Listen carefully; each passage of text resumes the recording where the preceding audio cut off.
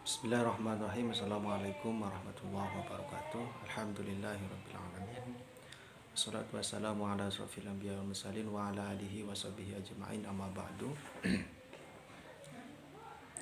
Yang saya hormati Bapak Fikri Farihin selaku dosen pengampu mata kuliah Perbandingan Pendidikan. Di sini saya atas nama Sulaiman, nomor NIM 2018 096011641. Langsung saja saya akan membahas mata kuliah Perbandingan Pendidikan yang berjudul kaitan antara pendidikan internasional, global, dan komparatif.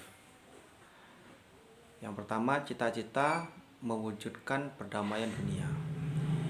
Dewasa ini telah berkembang 3 macam disiplin ilmu yang masing-masing berorientasi pada terwujudnya perdamaian dunia atau world peace sesuai dengan urutan kelahirannya. Ketiga disiplin ilmu tersebut secara berturut-turut adalah pendidikan internasional, pendidikan komparatif, dan pendidikan global.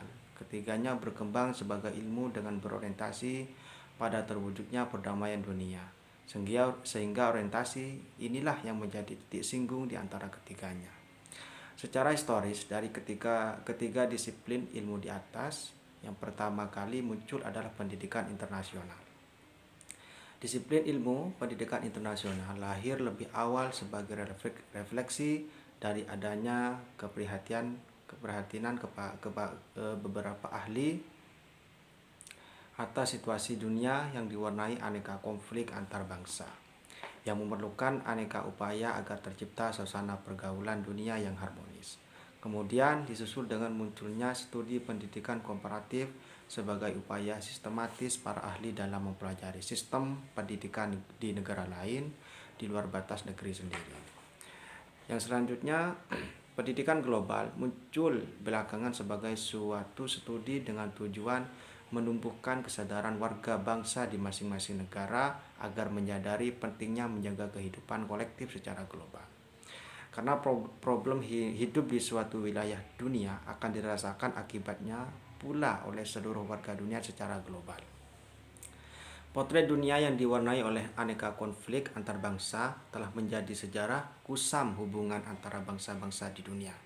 Secara dunia diwarnai persaingan antar bangsa dalam menguasai aneka aset strategis dunia, baik secara geografi, geoekonomik maupun geopolitik, dengan aneka cara seperti militer, politik, dan ideologi, bahkan keinginan menguasai aset-aset tersebut melebihi kebutuhannya.